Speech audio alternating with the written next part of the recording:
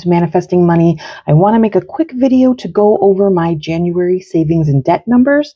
I recorded this video once already, but the sound cut out. So we're just going to do this again. Everything is already filled out. So we're just going to kind of brush through with the numbers here so you can see where I'm starting with my savings and debt and how I'm handling it, being completely cashless and a digital budgeting planner. So let's get started. So my first page is going to be my annual spending tracker. These pages I won't fill out until the end of the month so I can have my totals. And then we have my credit score, which I have here. We're starting pretty strong. I want to see how high I can get it. It's just another metric to track to see your progress, see how things are going. I really want to get my credit utilization down so that that credit score goes up. Next up, I have my overall debt snapshot. This is a worksheet that is available for free. I'll have it linked below. This is a great way that you can kind of look at all of your debt numbers and figure out how you want to attack paying off your debt using either debt snowball, where you pay the lowest balance until it's paid off, and then roll that amount into the next lowest balance, the next, and the next, building that snowball. The other way, which is the way that I do it, is debt avalanche, where you actually pay your highest interest rate first to try to knock out just paying extra money for nothing. And then you follow the same thing. Once that high interest rate is done, then you move to the next highest interest rate, so on and so forth. There's no wrong way to do it. I would say in my case, my lowest balance is also my highest rate, so that works out well. But if you're wanting to see some quick progress, I would say pay off those low balances first so you can really see that snowball starting to move. Next up, I've got my monthly payment progress. This worksheet just gives me a lot of other things that I can look at to see where I'm at with my debt, how much of my overall debt that I started with, how much percentage I've paid on that, and just another way to see and challenge myself to see how much can I pay off and where is that money going. Especially because sometimes if I spend more and then my credit cards go up, I actually have negative progress, and that is so maddening. So I'm really trying hard to have positive progress only and keep track of that. So I'm going to copy this sheet every month. At the end of the month, I will fill in these totals so I can see what my balance is. This was my ending balance at the end of December. So I've got February in here ready to go. And then I have my graph here, which is my debt going down graph. So I just totaled up my debt that I'm starting with at the beginning of January, got my little dot on here, and hopefully we'll see this just rocketing down.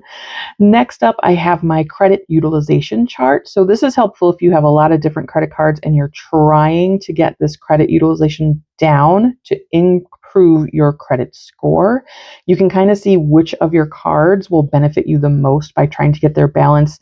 This is what the balance has to be in order to report in at that credit utilization. I also have a worksheet to look at your card if you're trying to get a goal utilization. They like to see, 30% or less. So if you have something coming up where you're trying to either get a car or a loan, a higher credit score is going to get you a lower interest rate on those loans or lines of credit. So if you're working towards a goal, here's a worksheet with all the math. I will probably do a deeper dive into this. So for now, I'm not too concerned about it. I'm just putting everything I have towards paying off credit card.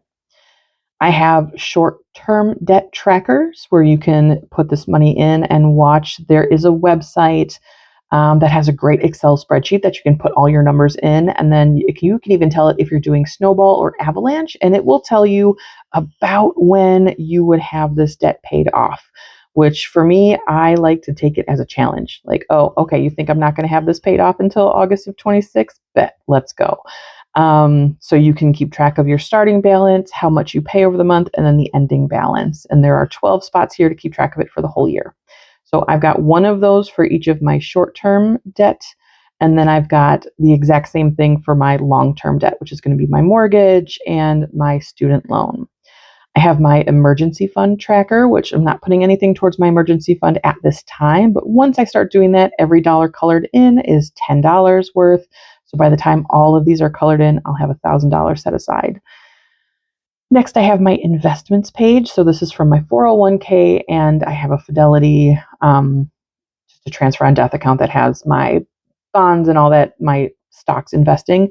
So I've made a tracker here. So here's my first little dot, and my hope is to see this pretty steadily climb. I've got my net worth tracker. So net worth is assets minus your liabilities equals your net worth. I have the big goal of having a net worth of 100K. I have no idea how long it's going to take me.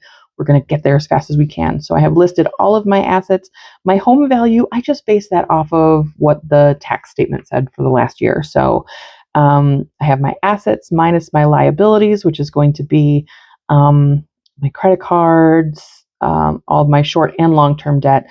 So that gives me a net worth total of 42K, which I have put on my little tracker here. So again, hopefully as the year goes by, we'll see that go up and up and up.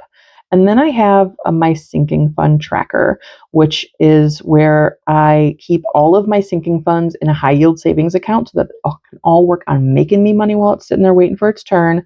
So the way I do it is I kind of start, at least for the beginning of the year, I'll start with the total that I have in that account and then allocate appropriately. So right now I've got my first quarter water bill fully funded, and I'm starting to work on my second quarter water bill. And then each of those has a sheet where I can keep track of the date and if I do any withdrawals or deposits.